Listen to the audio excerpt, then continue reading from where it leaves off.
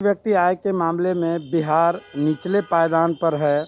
कमर तोड़ महंगाई ने आम लोगों का जीना मुहाल कर दिया है और आने वाले दिनों में महंगाई दर कम होंगे, इसके आसार कम दिखाई देते। ये देखिए, जो रफ्तार है महंगाई जिस ढंग से बढ़ रही, अभी आप देखिए गैस का कीमत एक महीने में लगातार जो है सो 13 बार इसमें वृद्धि हुई है गैस की कीमत में।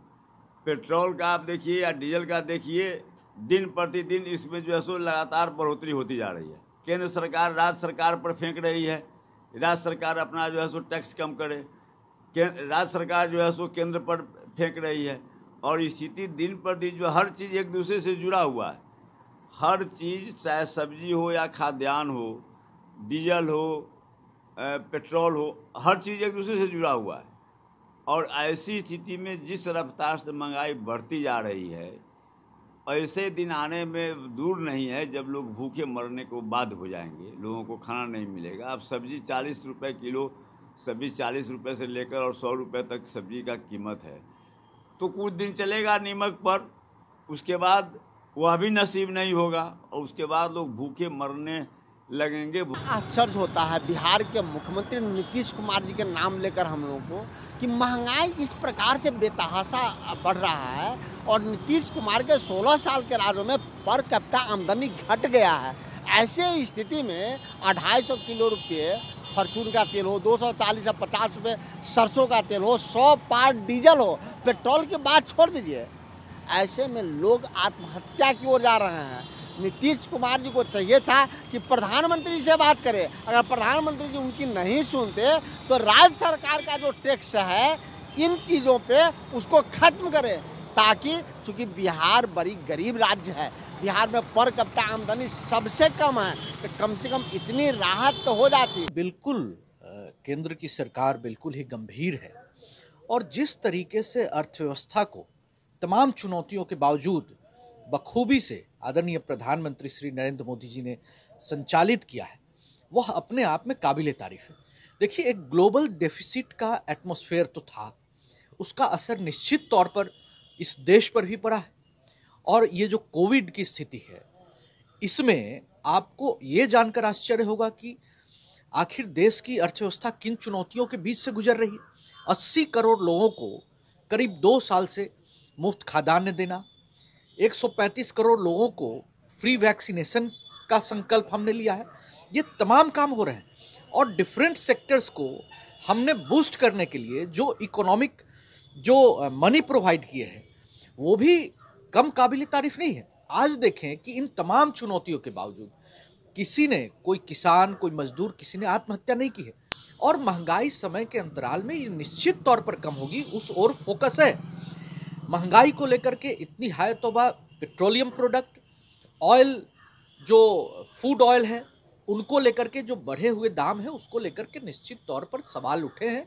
उन सब का जवाब हमारी सरकार देगी। निश्चित रूप से अभिशाप है। बिहार का पर कैपिटा इनकम देख लीजिए, देश में सबसे निचले स्तर पर है। अभी नीति आयोग का जो आया था रिपोर्ट, उसमें सस्टेनेबल डेवलपमेंट इंडेक्स में 28वें नंबर पर है। और उस राज्य में जब महंगाई लगातार छलांगे लगा रही हैं, तो आप कल्पना कीजिए कि वो व्यक्ति न्यूट्रिशनल डिफिशियंसी से जो बच्चे इस राज्य में पहले ही से गुजर रहे हैं, तो उनकी ज़रूरतें जिससे वो अपना पेट भी भर सकें, उसके लिए भी तो अब इनके पास पैसे नहीं बचे। अब जो खाद्य सामग्री है, अब वो खाद्य सामग्री की कीमत देख लीजिए कि ठीक है इनके थाली में पोषक आहार ना हो, लेकिन उतना खाना तो हो जिससे ये अपने पेट को भर सकें, ये काम को कर सकें, उसके लिए भी इनके पास पैसे नहीं है। चूँकि डीजल की कीमतें जिस तरह से 100 पार कर गई, पेट्रोल की कीमतें 108, 110 पर पहुंच गई। ये जो गुड्स आ रहे हैं तो ट्रांसपोर्ट डिपार्टमेंट कह रहा है कि नहीं, ये गुड्स जो हैं लाने में हमारा कॉस्ट ज़्यादा चल रहा है, इसलिए हम इससे कम कीमत पर उपलब्ध नहीं कराएंगे। कोई भी हरी सब्जी, अब गरीबों की थाली में दाल तो नहीं ही जा रही थी, दूध नहीं जा रही थी, अब तो उनकी थाली में हरी सब्जी भी नहीं जा रही है। इसलिए नहीं जा रही है कि चूंकि कोई भी सब्जी 50 रुपये केजी से कम नहीं है। सरसों तेल देख लीजिए, अगर उतना ऑयल भी उनको रिक्वायरमेंट है जिससे वो सब्जी बना करके सब्जी और चावल या सब्जी रोटी भी खा सकें, हम नहीं समझते हैं कि वो एफोर्ड कर सकते हैं। तो अगर ये दावा करती है केंद्र की सरकार और राज्य की सरकार कि हम वेलफेयर योजनाओं को चलाने में ज़्यादा दिलचस्पी रहती है, तो ये गरीबों की थाली का उनको क्यों ध्यान नहीं रहता है? महंगाई को देखते हुए ऐसा लग रहा है कि गरीब जी नहीं पाएंगे।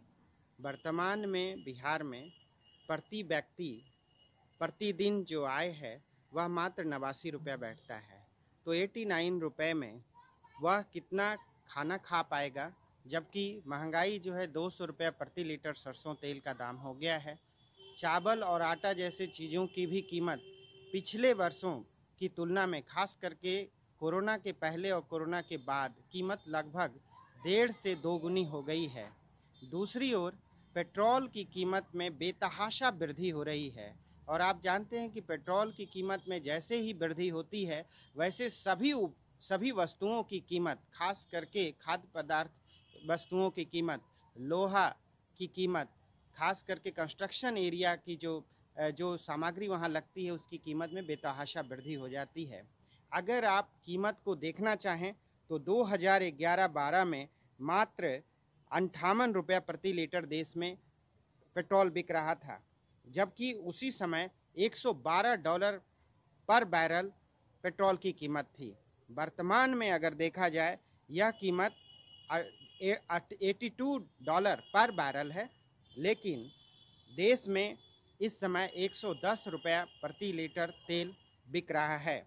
2014-15 से अगर तुलना करें तो 2014-15 में भी अंतर्राष्ट्रीय स्तर पर पेट्रोल की जो कीमत थी वो $84 प्रति बैरल थी, और वर्तमान में $82 प्रति बैरल है। अर्थात डॉलर के टर्म्स में यह कीमत 2014-15 के ही स्तर पर है, जबकि मात्र उस समय 71 रुपये प्रति लीटर देश में तेल मिल रहा था, पेट्रोल मिल रहा था। लेकिन वर्तमान में उस डॉलर पर बैरल जो कीमत थी, वर्तमान में उतनी ही कीमत जितनी 2014-15 में थी, लेकिन वर्तमान में 110 रुपये पर लीटर पेट्रोल मिल रही है, जिसकी वजह से कीमत बहुत तेज़ी से बढ़ रही है।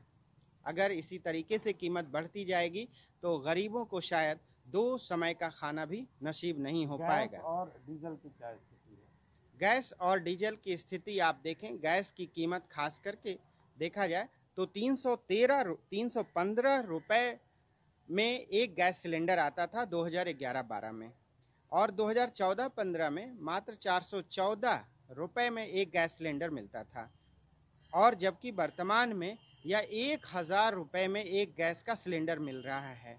आखिर क्या वजह है कि पिछले मात्र 2014 से लेकर के 2021 में लगभग 150 गुना की वृद्धि हो गई है, इनकी कीमत में 150% की वृद्धि हो गई, जबकि लोगों की आमदनी घटी है, बढ़ी नहीं है। बिहार में डबल इंजन की सरकार है और आम लोगों को राहत की उम्मीद थी, लेकिन जिस तरीके से ज़रूरी सामान के कीमतों में वृद्धि हो रही है उससे आम लोग कराह रहे हैं।